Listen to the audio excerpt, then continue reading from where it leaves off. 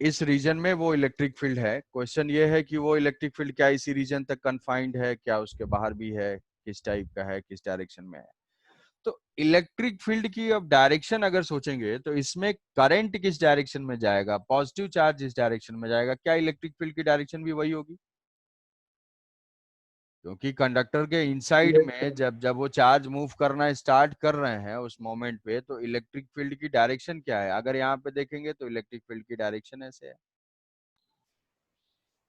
यहाँ पे देखेंगे तो इलेक्ट्रिक फील्ड की डायरेक्शन ऐसे होगी, यहाँ देखेंगे तो इलेक्ट्रिक फील्ड सर की करंट की डायरेक्शन में होगी सर। करंट यहाँ पे एंटी क्लॉकवाइज में होगा, क्रॉस हाँ सर। इंक्रीजिंग है तो डॉट डॉट मतलब एंटी क्लॉकवाइज में, तो ऐसा इलेक्ट्रिक फील्ड जनरेट हुआ। इलेक्ट्रिक फील्ड की डायरेक्शन कैसे फाइंड करोगे? इंड्यूस्ड करंट की डायरेक्शन से ही। नेक्स्ट पॉइंट है ये, डायरेक्शन जो है इसकी, direction in the direction of induced current, ठीक है। अब उसको फाइंड कैसे करेंगे, कितना इलेक्ट्रिक फील्ड है? टाइम वेयरिंग मैग्नेटिक फील्ड में एक इलेक्ट्रिक फील्ड जनरेट हुई, कभी भी मैग्नेटिक फील्ड चेंज होगा तो वो इलेक्ट्रिक फील्ड जनरेट करेगी। बाद में हम देखेंगे कि जब इलेक्ट्रिक फील्ड जनरेट होगा तो वो मैग्नेटिक फील्ड जनरेट करेगी। इसीलिए इलेक्ट्रिसिटी और मैग्नेटिज्म में काफी सिमिलरिटी होती है, क्योंकि मैक्सवेल ने बोला था और मैक्सवेल ने उसको यूज करके मैथमेटिकली जो है फॉर्मूला प्रूव किया था। सबसे ज्यादा इंटेलिजेंट अगर साइंटिस्ट माना जाएगा तो वो था मैक्सवेल, क्योंकि ऐसे ऑब्जर्व करके फॉर्मूला देना आसान होता है, मैथमेटिकली सॉल्व करना थोड़ा डिफिकल्ट होता है।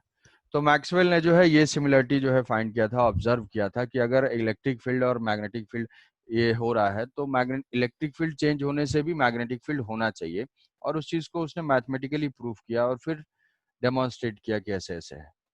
तो मैक्सवेल के 4 इक्वेशन है जो कि इलेक्ट्रोडायनेमिक्स के फंडामेंटल इक्वेशंस हैं। तो डायरेक्शन इन द डायरेक्शन ये हो गया। अब हम इसको फाइंड करते हैं, तो मान लेते हैं कि वैसे तो सच में यहाँ पे क्या मूव कर रहा है, एक्चुअल में तो यहाँ पे इलेक्ट्रॉन ही मूव कर रहे हैं, बट हम पॉजिटिव चार्ज को मान लेते हैं। अब पॉजिटिव चार्ज अगर मूव कर रहा है तो उस पॉजिटिव चार्ज के ऊपर फोर्स होगा Q इंटू ई, ये हुआ फोर्स। ये इलेक्ट्रिक फील्ड उस पॉजिटिव चार्ज को रिवॉल्व करा रहा है, तो ये जो इलेक्ट्रिक फील्ड है वो उस पॉजिटिव चार्ज के ऊपर वर्क डन करेगा। तो यहाँ से जो वर्क डन हो जाएगा, हम ऐसा लिख सकते हैं कि चार्ज कि चार्ज इज इक्वल टू कल में फोर्स तो इनटू 0 है। Displacement E dot D are लिखो, सुनो तो पहले। Q E dot D are force है उसके उस पर, और वो थोड़ा डिस्प्लेसमेंट हुआ चार्ज पार्टिकल का, तो ई डॉट डी आर। तो हम टोटल वर्क डन अगर निकालते हैं, work done by this electric field, total work done by this electric field, तो ये हुआ उस इलेक्ट्रिक फील्ड का फोर्स, ये हो गया एफ डॉट डी आर, और ये हो जाएगा टोटल वर्क डन, मतलब क्लोज्ड लूप में वर्क डन, ये हो जाएगा total work done by electric field. Total work done by electric field ये हो गया। अब इसको दूसरे तरीके से भी हम फाइंड कर सकते हैं। Work done by electric field का एक और तरीका है कि जैसे हम work done by external agent करते हैं, work done by external agent, work done by external agent is equal to, वो क्या होता है, change in potential energy. Change in potential energy को ही हम लिख सकते हैं charge into potential difference, charge into potential difference. तो यहां पे भी क्या है कि अब ये छोड़ दो, इलेक्ट्रिक फील्ड जनरेट हुई, वो फोर्स अप्लाई किया, उसका टोटल क्लोज लूप में वर्क डन होगा, हुआ।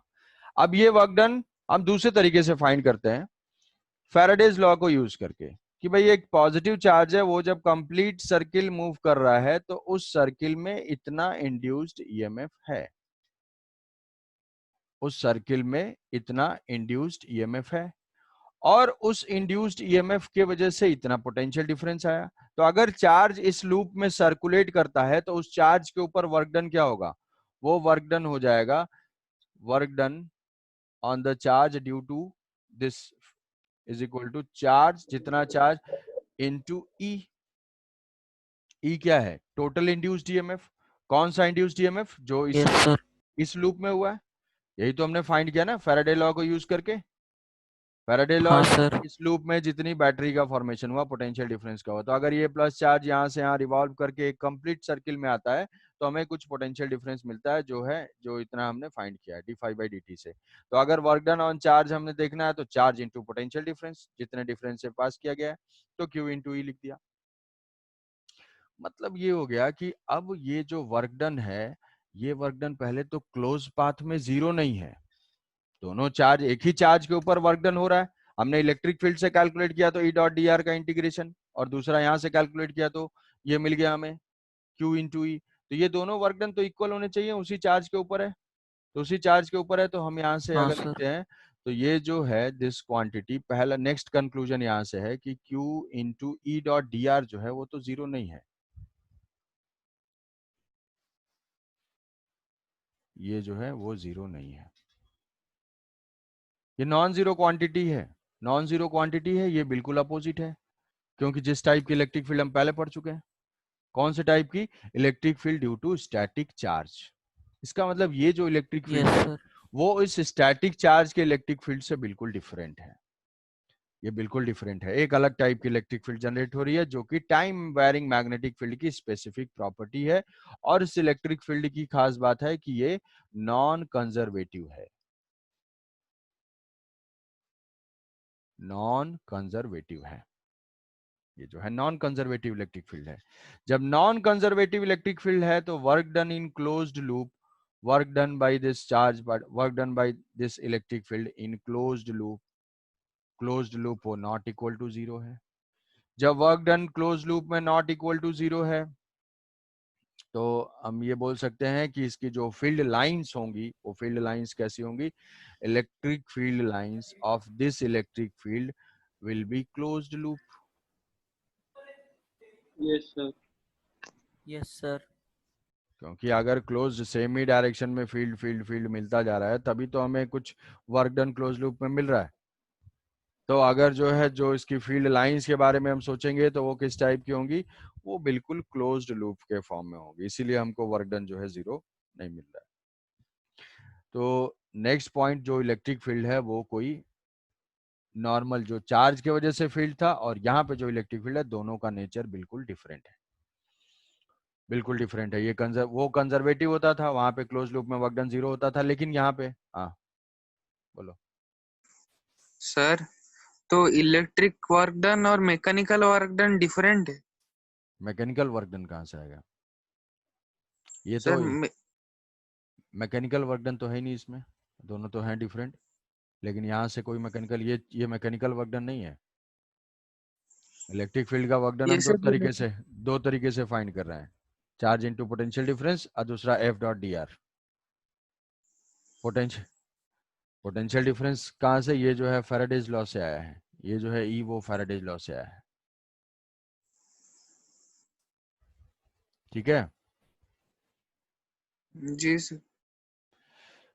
तो इसकी जो है प्रॉपर्टीज ये बिल्कुल उस स्टैटिक चार्ज के फील्ड से डिफरेंट है। तो स्टैटिक चार्ज के फील्ड से डिफरेंट है, तो अगर हम इस केस में ऐसे देखते हैं तो इसकी जो फील्ड लाइंस हैं वो इस टाइप का क्लोज लूप फॉर्म करेंगे। हर पॉइंट पे जो डायरेक्शन है वो क्या है, टेंजेंशियल है, तो इलेक्ट्रिक फील्ड लाइन भी ऐसी होंगी। तो इसके अंदर जो फील्ड लाइंस हैं उस इलेक्ट्रिक फील्ड की सर्कुलर शेप की होंगी,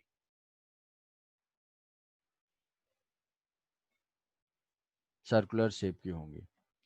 तो अगर ऐसा क्वेश्चन पूछ दिया जाएगा कि which of the following graph या which of the following lines represent electric field lines and magnetic field lines both, ऐसा टाइप का कि एक ये है यहां से, ये है, which type of electric field lines represent the both simultaneously electric field as well as magnetic field, ऐसे ऑप्शंस दिए हुए हैं ABCD। तो मैग्नेटिक फील्ड की प्रॉपर्टी हमें पता है कि मैग्नेटिक फील्ड लाइंस तो क्लोज लूप ही फॉर्म करते हैं, क्योंकि जो है मैग्नेटिक फील्ड में मोनोपोल एग्जिस्ट नहीं करता है, तो वहां तो क्लोज लाइन है। अगर एक ही साथ रिप्रेजेंट करना है किसी लाइन को तो ऑब्वियसली ये वाली लाइन हो जाएगी electric field and magnetic field both के लिए कॉमन। बस यहाँ पे हमें ये समझना ये कौन सी इलेक्ट्रिक फील्ड है, ये टाइम वेरिंग वाली इलेक्ट्रिक फील्ड है जो स्टैटिक चार्ज के इलेक्ट्रिक फील्ड से डिफरेंट है। समझ पाए पॉइंट? सर ये Yes, close sir. Loop Yes, sir. Electric time से फोर्स कैसे हुआ? क्लोज्ड लूप में हमें वर्क डन मिल रहा है ना, क्लोज लूप में वर्क डन जीरो नहीं है। तो क्लोज लूप में अगर वर्क डन जीरो नहीं है, इसका मतलब है कि जब इलेक्ट्रिक फील्ड सेमी डायरेक्शन में तो होनी चाहिए, तभी जो है हमें क्लोज लूप में कुछ वर्क डन मिलेगा, पॉजिटिव क्वांटिटी मिलेगी। अगर क्लोज लूप नहीं होता तो कहीं से पॉजिटिव मिलता, कहीं से नेगेटिव मिलता। अगर ऐसे ऐसे टाइप का होता, ऐसे होता तो इधर से जाएंगे तो पॉजिटिव मिलेगा, इधर से जाएंगे तो नेगेटिव मिलेगा। बट हमेशा हमको पॉजिटिव ही मिलता जा रहा है, मतलब फील्ड लाइन क्या होंगी, सेमी डायरेक्शन में होती जाएंगी और कुछ प्लस क्वांटिटी हमें पॉजिटिव क्वांटिटी मिलेगी। तो अगर नॉन कंजर्वेटिव है तो वहां से इलेक्ट्रिक फील्ड लाइंस क्या है, उसकी क्लोज लूप फॉर्म करेंगी। ठीक है, यस सर। तो इसमें आएगा तुम्हें write down the properties of electric field inside the time varying magnetic field. तो लिखोगे electric field generated is a non conservative nature, work done by this electric field is not equal to zero in closed loop, electric lines of forces are forms closed loop for this electric field। तो ये दो तीन properties जो है लिख सकते हो, या फिर स्टेटमेंट में आ सकता है कि which of the following statement are true. तो ये तो हुआ। तो पहला स्टार्टिंग पॉइंट था करंट है मतलब इलेक्ट्रिक फील्ड है, और वो इलेक्ट्रिक फील्ड का वर्क डन हमने देखा, वर्क डन नॉन जीरो है, ये स्टैब्लिश्ड है। तो उससे हमने ये कंक्लूड कर लिया कि ये नॉन कंजर्वेटिव नेचर का है, और उसके बाद सारा कुछ कंक्लूजन किया। किसी को कोई डाउट तो पूछ लो। सर आप वो इक्वेशन से नॉन कंजर्वेटिव कैसे बोले, वो थोड़ा बोल दीजिए। क्लोज लूप में वर्क डन, ये क्लोज लूप में वर्क डन कर रहा है ना, तो क्लोज लूप में work done not equal to zero है। तो अगर जीरो होता अच्छा तो हाँ, कंजर्वेशन में जीरो। हाँ सर ठीक। क्लोज लूप में वर्क डन यहाँ पे जीरो नहीं है। ये क्या होता है, यहाँ पे ऐसे लिख देते हैं, work done in closed loop, ये नॉट इक्वल टू जीरो है। Work done in close loop same है दोनों,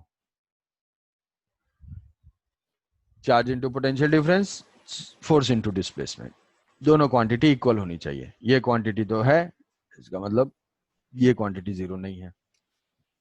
समझ हाँ गए? सर। हाँ सर। ठीक है, तो ये हो गई उस इलेक्ट्रिक फील्ड की प्रॉपर्टी, इलेक्ट्रिक फील्ड की प्रॉपर्टी। अब उस इलेक्ट्रिक फील्ड को कैलकुलेट करते हैं। तो same cylindrical calculation of electric field.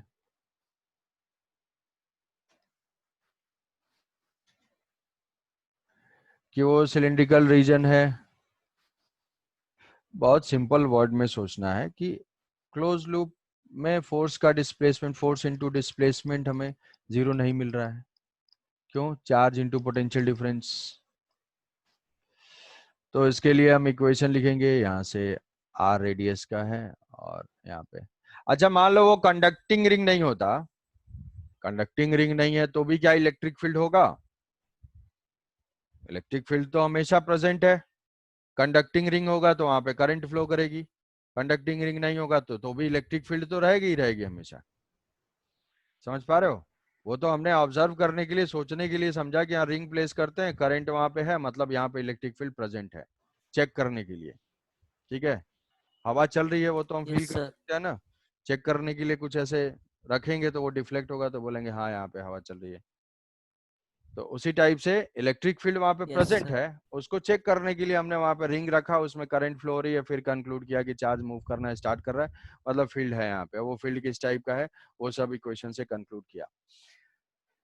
तो अब ये आर रेडियस पे हम इलेक्ट्रिक फील्ड कैलकुलेट करते हैं। ये क्या है? ये करंट लूप नहीं है, ये बस एक एक सर्किल मैंने ड्रॉ किया है जिसकी रेडियस है आर, और ये रीजन है आर, कैपिटल आर। ये एक आर रेडियस का सर्किल है, पाथ है। तो मुझे पता है कि इसके अंदर इलेक्ट्रिक फील्ड है। इलेक्ट्रिक फील्ड किस डायरेक्शन में? इंड्यूस्ड करंट की डायरेक्शन में। अब ड्यू टू सिमेट्री अगर यहाँ पे इलेक्ट्रिक फील्ड ऐसा है तो हर पॉइंट तो सिमेट्रिकल है बिल्कुल, जैसा मैग्नेटिक फील्ड है वैसा ही जो है हमने ये पाथ भी लिया है सिमेट्रिकल। कहोगे सर क्या ये चेंज हो जाएगा? तो वो चेंज हो जाएगा, हाँ चेंज हो जाएगा, तब हम नहीं बोल सकते हैं, चेंज हो जाएगा तो हम नहीं बोल सकते हैं। वहां पे बस इतना बोलेंगे इलेक्ट्रिक फील्ड है, डायरेक्शन किसी एक पॉइंट पे बता पाएंगे, हर डायरेक्शन में नहीं बता पाएंगे। बट यहाँ पे जनरली क्या है, ये सिलिंड्रिकल रीजन है, ये सिलिंड्रिकल रीजन है, तो ये पॉइंट पे जैसा फील्ड होगा वैसा ही हर पॉइंट पे होगा, क्योंकि ये पॉइंट सर्कुलर है, इसके रीजन में यहाँ से सब कुछ एक जैसा दिख रहा है, यहाँ आएंगे तो भी सब सिनेरियो सेम है, यहाँ आएंगे तो भी सब सिनेरियो सेम है। तो every point on this circle is a symmetrical, symmetrical है तो हर पॉइंट पे इलेक्ट्रिक फील्ड की डायरेक्शन वही टेंजेंशियल डायरेक्शन में होगी। और इलेक्ट्रिक लाइंस ऑफ फोर्स कैसा होगा, सर्कुलर होगा। तो ये तो इलेक्ट्रिक फील्ड हो गई, और वो उसकी डायरेक्शन हो गई एंटी क्लॉकवाइज में, इंड्यूस करंट के डायरेक्शन में। तो हमने क्या लिखा, हम इसको ऐसे भी लिख सकते हैं कि net potential difference due to this electric field is equal to E dot D R, DV is equal to minus E dot D R, is equal to इस लूप में कितना पोटेंशियल डिफरेंस है from Faraday's law is equal to D phi by D T. यहाँ पे दोनों को equate कर देंगे, क्या यही आ जाएगा कि जो total E dot D R है क्लोज्ड लूप में, E dot D R is equal to D phi by D T, rate of change of flux. हाँ ई सर।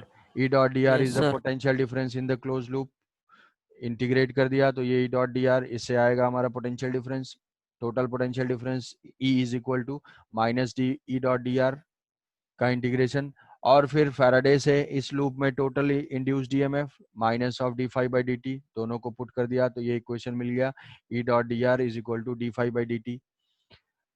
तो D phi by D T के लिए अब equate करेंगे for inside point R less than R, अगर point inside है तो E dot D R, अब इलेक्ट्रिक फील्ड जो डी आर है वो क्या है, इस पाथ के टेंजेंशियल डायरेक्शन में, तो ई और डी आर के बीच में एंगल क्या है, एंगल 0 है, 0 डिग्री। तो यहाँ पे हो जाएगा ई D R cos theta, E D R cos theta, E D R cos 0 degree is equal to D phi by D T, D by D T five लिख लेंगे, फाइव हो जाएगा pi R square area into magnetic field, magnetic field को alpha T लिया है, B is equal alpha T.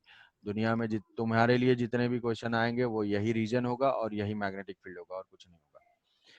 तो ये हो जाएगा ऐसे, इसको डिफरेंशिएट, इसको लिख लेंगे, तो ई तो हर पॉइंट पे सेम है, क्यों, क्योंकि हमने पाथ लिया है सर्कुलर, सर्कुलर हर पॉइंट की जो है सिमेट्रिकल है, तो हर पॉइंट पे इलेक्ट्रिक फील्ड का मैग्नीट्यूड तो सेम होगा ड्यू टू सिमेट्री, क्योंकि सर्कुलर रीजन है और उसके रेस्पेक्ट में पाथ भी हमने सर्कुलर लिया है, तो हर पॉइंट पे मैग्नीट्यूड सेम है ई। तो ये मैग्नीट्यूड को हम इंटीग्रेशन से बाहर ले लेते हैं, ई डी आर, ये हो जाएगा डी बाई डी टी करोगे तो ये कांस्टेंट, ये कांस्टेंट, ये कांस्टेंट, तो ये आ जाएगा D T by D T हो जाएगा 1, तो ये हो जाएगा pi R square alpha, pi R square हाँ अल्फा। सर। तो E into D R is what, total length of the path, वो हो जाएगा 2 पाई आर, 2 पाई आर, ये हो जाएगा pi R square into alpha, pi R pi R.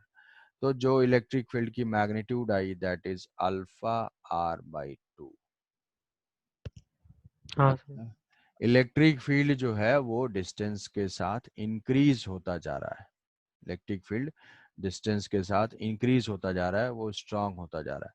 तो अगर उसको जो है हम फील्ड लाइन के टर्म्स में इंक्रीजिंग स्ट्रेंथ को अगर डिनोट करेंगे, तो जहां पे इलेक्ट्रिक फील्ड ज्यादा होती है वहां इलेक्ट्रिक फील्ड लाइंस के बीच की डिस्टेंस इंक्रीज होती है या डिक्रीज होती है, डिक्रीज। हाँ, कि यहाँ पे Increase अगर ज्यादा है तो. मान लो इनके गैप में इनका हमने 5 सेंटीमीटर का गैप दिखाया, तो जो आर ज्यादा इधर होंगे उनके बीच का गैप जो है 2 सेंटीमीटर हो जाएगा या 1 सेंटीमीटर हो जाएगा। तो धीरे धीरे जो है फील्ड लाइंस क्लोज आती जाएंगी, डेंस होती जाएंगी। यहाँ पे ये सर्कुलर ही है, लग नहीं रहा है लेकिन है, ठीक है। नितिन कहेगा सर हाँ थोड़ा सर। ठीक से ड्रॉ करिए, क्या चल रहा है sir? Sir magnetic field strong होते जा रहा है टाइम के साथ, मैग्नेटिक तो फील्ड, इलेक्ट्रिक फील्ड, हाँ इलेक्ट्रिक फील्ड टाइम तो के साथ, उसके हाँ बोलो। तो उसकी वजह से इलेक्ट्रिक फील्ड पे कुछ इफेक्ट नहीं होगा सर? नहीं, वो टाइम वेरिंग होने की वजह से ही इलेक्ट्रिक फील्ड जनरेट हो रहा है, टाइम वेरिंग होने के वजह से ही इलेक्ट्रिक फील्ड जनरेट हो रहा है। अगर मैग्नेटिक फील्ड कांस्टेंट होता तो इलेक्ट्रिक फील्ड नहीं होता। सर अगर मैग्नेटिक फील्ड मतलब लिनियरली वेरी नहीं करता, मतलब जैसे कि टी स्क्वायर के साथ वेरी करता है, तो इलेक्ट्रिक फील्ड भी तो डिपेंड करता टी के इलेक्ट्रिक, ऊपर। हाँ इलेक्ट्रिक फील्ड भी डिपेंड करता। जी अगर सर। उस टाइप का वेरिएशन नहीं अल्फा होगा टी पे। तो इलेक्ट्रिक फील्ड भी डिपेंड करेगा। उसके लिए हम लोग ये इक्वेशन लिख पाएंगे, ये इक्वेशन तो हमेशा ही लिख पाएंगे। यहाँ पे हमने कोई भी इलेक्ट्रिक फील्ड का वेरिएशन या कोई पर्टिकुलर टाइप नहीं लिया, बट उसको सॉल्व नहीं कर पाएंगे। समझ रहे हो? उसको सॉल्व करने के लिए अलग देखना पड़ेगा। अगर सिलिंड्रिकल रीजन है तो ठीक है, मान लो कि ऐसा रीजन आ गया, ऐसा स्क्वायर टाइप का रीजन आ गया, ट्रायंगल टाइप का रीजन आ गया, तो ऐसे केस में हम इक्वेशन तो लिख पाएंगे। लूप मान लो हमने ऐसा ले लिया, ये इक्वेशन तो हमेशा लिख पाएंगे। बट यहाँ पे जो सिमेट्री अप्लाई कर रहे हैं इस केस में, वो जब सिमेट्री नहीं अप्लाई होगा तो इस पॉइंट पे इलेक्ट्रिक फील्ड का वैल्यू कुछ अलग होती जाएगी, E1 E2 E3 E4। तो फिर यहाँ पे E को इंटीग्रेशन से बाहर नहीं ला पाएंगे, तो हम सॉल्व नहीं कर सकते। ठीक है, बट ये इक्वेशन हमेशा टाइम वेरिंग मैग्नेटिक फील्ड में लिखा जा सकता है, किसी भी टाइप के शेप के लिए, सर्कुलर ही नहीं कोई भी शेप के लिए। बट ये इक्वेशन सॉल्व नहीं हो पाएगा क्योंकि वैल्यूज अलग अलग हो जाएंगी। ठीक है, और अगर हम रेक्टेंगुलर डिस्क के जैसे करें तो फिर तो अगर हम एक एलिमेंटल रेक्टेंगल लेंगे तो फिर वहां पे तो हर जगह पे डिफरेंट डिफरेंट वैल्यू आएंगे इलेक्ट्रिक फील्ड की। हाँ इलेक्ट्रिकल रेक्टेंगुलर वाला लेंगे तो उसमें अलग आ जाएगी, उसमें अलग आ जाएगी। वहां ये सिमेट्री का लॉजिक ही नहीं अप्लाई कर पाएंगे ना, वहां कैलकुलेशन नहीं हो पाएगा। जी सर। हाँ। तो और जनरली सिलिंड्रिकल ही एग्जिस्ट करता है क्योंकि सोलेनॉइड के वजह से, सोलेनॉइड ही एक है मेन सोर्स, और सोलेनॉइड जो है वो सिलिंड्रिकल जो है मैग्नेटिक फील्ड जनरेट करता है। ठीक है, तो सर हाँ सर ये केस में आप जो बोले कि जैसे जैसे रेडियस बढ़ते जाएगा वैसे इलेक्ट्रिक फील्ड डेंस होता जाएगा, वो क्यों सर? इलेक्ट्रिक फील्ड स्ट्रांग हो रहा है ना, alpha R by two, alpha R हाँ बाई सर, टू। तो तो यहाँ पे इलेक्ट्रिक फील्ड जितना है वहां से धीरे धीरे जाएंगे, इलेक्ट्रिक फील्ड इंक्रीज होता जा रहा है। तो इंक्रीजिंग इलेक्ट्रिक फील्ड को हम कैसे दिखाएंगे? क्लोजर लाइन से दिखाएंगे। हाँ सर। Field lines are field of lines dense हो जाएगा। क्लोजर। आउटसाइड रीजन में इलेक्ट्रिक फील्ड होगा कि नहीं? तो दूसरा जो है बहुत कॉमन मिस्टेक है कि ऐसा लगता है कि बाहर तो कुछ है नहीं, तो इलेक्ट्रिक फील्ड भी जीरो ही रहेगा। आउटसाइड रीजन में इलेक्ट्रिक फील्ड, आउटसाइड रीजन में इलेक्ट्रिक फील्ड, तो यहाँ पे मैग्नेटिक फील्ड हमारा जो है अल्फा टी है, मैग्नेटिक फील्ड जो है अल्फा टी है। बी इज इक्वल टू, आज जो है वो एनसीईआरटी के ईएमआई चैप्टर का लास्ट क्वेश्चन, बिल्कुल लास्ट, सबसे लास्ट क्वेश्चन, उसको ट्राई करना है, होगा तो नहीं लेकिन ट्राई कर लेना है। तो ये रेडियस है, इसकी रेडियस है पहले आर। से डिमोटिवेट कर दे रहे हैं। क्या किया जाए, सच से वाकिफ सर है आपकी क्लास में झटका ही मिलता है हमेशा, v करंट इलेक्ट्रिसिटी के बाद से। v is equal to alpha T, b is equal to alpha T, यहाँ से ये है, और आउटसाइड रीजन में हमें मैग्नेटिक फील्ड फाइंड करना है।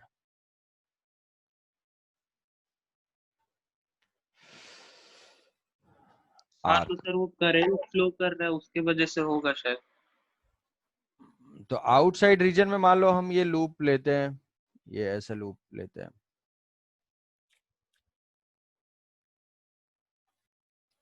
देखो ये इलेक्ट्रिसिटी और मैग्नेटिज्म जो है, ये टोटल इलेक्ट्रिसिटी और मैग्नेटिज्म मिला के तुम मान सकते हो कि 40%, 30 से 40% तुम्हारे क्वेश्चंस हैं किसी भी एग्जाम में, अप टू EMI AC को इंक्लूड करके 40-50% भी कभी जा सकता है। तो बहुत मेजर पार्ट है और बहुत ही आसान है, तुम्हें ऐसा लग रहा है लेकिन है बहुत ही आसान बाकी सबके कंपैरिजन में, और कॉन्सेप्चुअल है। तो यहाँ से मान लो हमने इस पे ले लिया, अब यहाँ पे भी कुछ इलेक्ट्रिक फील्ड है। इलेक्ट्रिक फील्ड कैसे है, यहाँ पे हम वही इक्वेशन अप्लाई करेंगे, E dot D R is equal to E dot D R is equal to D phi by D T. अब यहाँ पे फाई लिखना है, फाई जो है हमें लिखना है वो क्या हो जाएगा, E इंटू 2πr। यहाँ तो इलेक्ट्रिक फील्ड, फ्लक्स तो चेंज हो रहा है, इतने पोर्शन से, जितने पोर्शन से मैग्नेटिक फील्ड है, आंख बंद करके नहीं लिख लेना है कि pi R square, pi small R square, flux है डी बाई डी टी, जितने में मैग्नेटिक फील्ड है उतने में ही तो फ्लक्स होगा, तो ये हो जाएगा pi capital capital R capital R alpha T. तुम क्या करोगे, आंख बंद करके ऐसे आर स्क्वायर ही लिख दोगे, वो नहीं है, pi capital R square into alpha T, और यहाँ पे ई डॉट डी आर, तो ये हो जाएगा ई डी आर। सिमेट्रिकल है तो इलेक्ट्रिक फील्ड जो भी होगा टेंजेंशियल होगा, E D R cos 0 degree. तो यहाँ से ई सिमेट्रिकल है, सेम है, तो E into 2 pi small R R is equal to pi R square alpha alpha, T. ये डी हाँ T by sir, D T हो जाएगा 1, पाई यस और सर। पाई कैंसिल आउट हो जाएगा, electric field is equal to alpha R square divided by 2r। तो यहाँ पे electric field inversely proportional to distance है। हाँ तो सर, फिर वो मैक्सिमा सॉलिड स्फीयर वाला ग्राफ आ जाएगा। हाँ, तो इसका जो ग्राफिकली हम रिप्रेजेंट करेंगे, इसको ग्राफिकली रिप्रेजेंट करेंगे तो r इज इक्वल टू 0 से ये E वर्सेस R, ये डायरेक्टली प्रोपोर्शनल टू R ऐसे,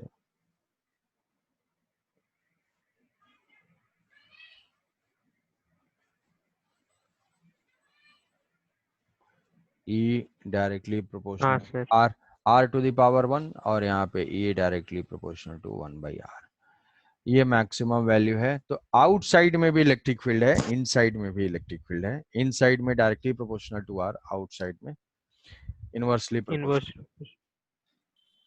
सॉलिड स्फीयर के जैसा है। हाँ, सॉलिड स्फीयर के जैसा। तो ये है इलेक्ट्रिक फील्ड का वेरिएशन। अब इस इलेक्ट्रिक फील्ड के ऊपर ही, जब इस इलेक्ट्रिक फील्ड में क्या है, इलेक्ट्रिक फील्ड है तो इसमें चार्ज प्लेस करेंगे तो उसके ऊपर फोर्स एक्ट करेगा, किसी डायरेक्शन में मूव करेगा। तो क्वेश्चन जो है वो क्वेश्चन उसी के ऊपर बेस्ड है। थोड़ा सा सोचोगे तो कई जगह मान लो तुम्हें अल्फा नहीं दिया हुआ है, अल्फा टी नहीं दिया हुआ है, दिया है कि मैग्नेटिक फील्ड स्विच ऑफ कर दिया गया, मैग्नेटिक फील्ड जो है वो स्विच ऑफ कर दिया गया, नॉन कंडक्टिंग स्फीयर। हाँ हाँ सर, वही ना। रो r बाई 3 एप्सिलॉन नॉट होगा लेंगे सर उसमें फिर। आउटसाइड के लिए r स्क्वायर, आउटसाइड में वहां पे r स्क्वायर होता है इलेक्ट्रिक फील्ड, जी सर। यहाँ पे 1 बाई r है, ये डिफरेंस है। इनसाइड वाला सेम है, एक्सेलरेशन ड्यू टू ग्रेविटी का वेरिएशन भी सेम है।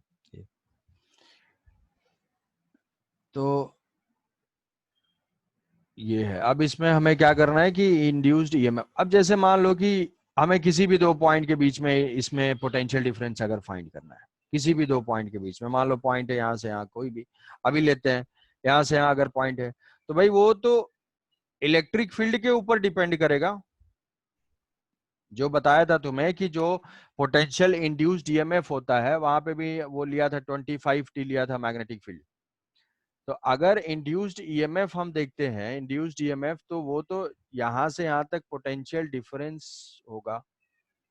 जैसे मान लो तुमसे कोई ये पूछता है कि ऐसा एक ये टाइम वेयरिंग मैग्नेटिक फील्ड है, छोटा सा क्वेश्चन है, टाइम वेयरिंग मैग्नेटिक फील्ड है, उस टाइम वेयरिंग मैग्नेटिक फील्ड में यहाँ पे वही सेम है, अल्फा टी है, यहाँ पे ये मेटेलिक रॉड रख दिया और वुडन रॉड रख दिया, एक बार मेटल का है और एक बार वुड का है,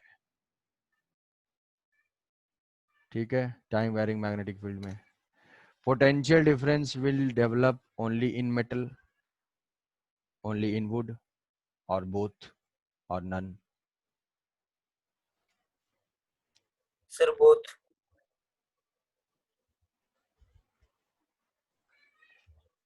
sir metal. Sir metal. Metal. Metal. देखो, जैसे अगर मेटल से सोच पा रहे हो, पोटेंशियल डिफरेंस मान लो हम अभी कैलकुलेट करेंगे उसको। पोटेंशियल डिफरेंस क्यों कैलकुलेट होता है? पोटेंशियल डिफरेंस होता है पोलराइजेशन की वजह से, चार्जेस के माइग्रेशन की वजह से।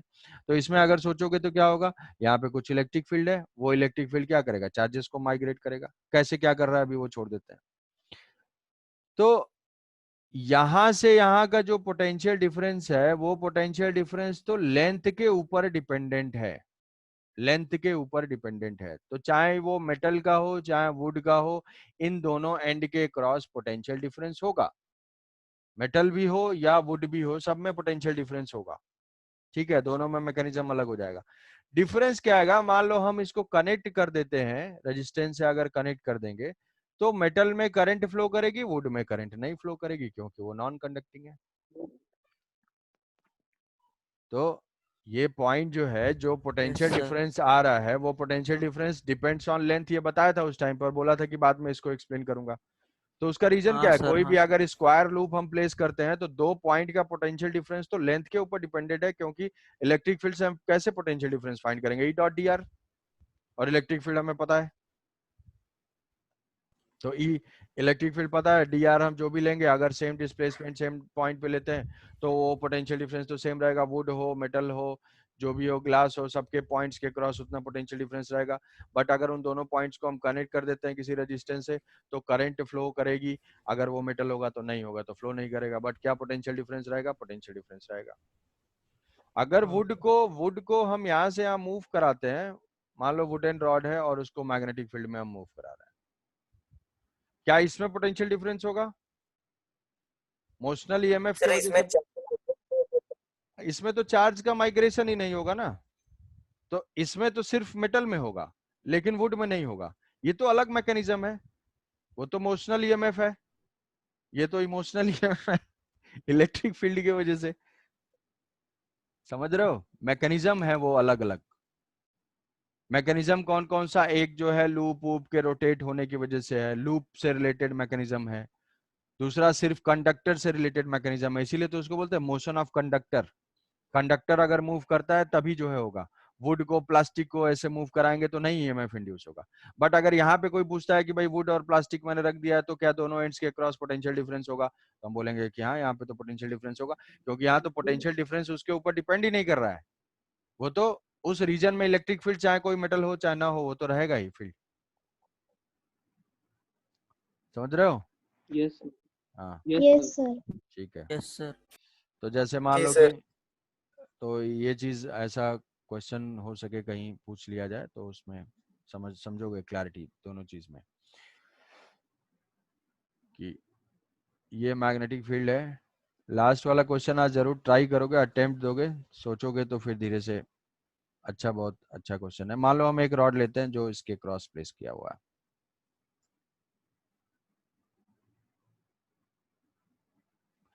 सेम मैग्नेटिक फील्ड है। अब ये क्वेश्चन है, ये रॉड है ए बी ओ और ये सेंटर है ए, मैग्नेटिक फील्ड यहाँ से B is equal to alpha T है।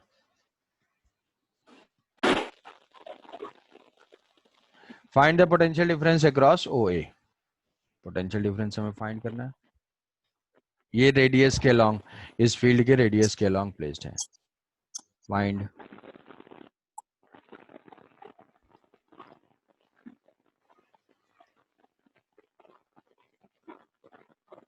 along OA। OA के क्रॉस हमें पोटेंशियल डिफरेंस फाइंड करना है।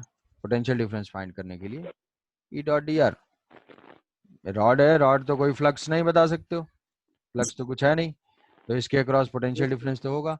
वो पोटेंशियल डिफरेंस कैसे करेंगे, E डॉट डी आर, कि भाई इसके अक्रॉस हम डी आर ले लेंगे, ये आर है, ये हमारा डी आर है, और electric field dv is equal to minus ले लो, माइनस माइनस हम ये सब इग्नोर करेंगे, डायरेक्शन अपने हिसाब से ले लेंगे, नेगेटिव को पॉजिटिव करके ले लेंगे।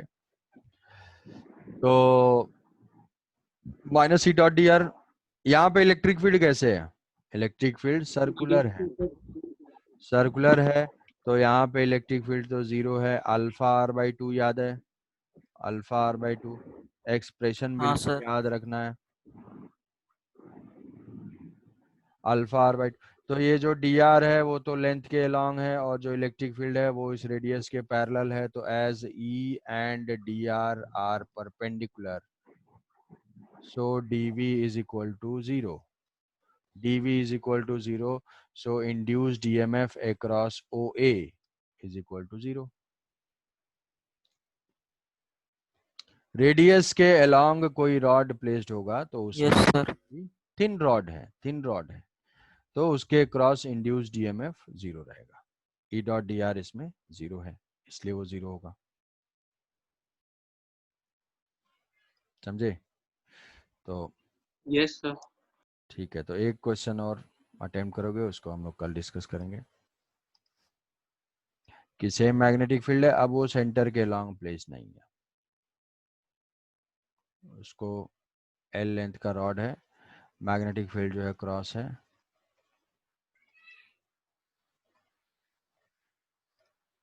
और ये सेंटर है, यहाँ पे ये एल लेंथ का रॉड ऐसे प्लेस्ड है डी डिस्टेंस पे।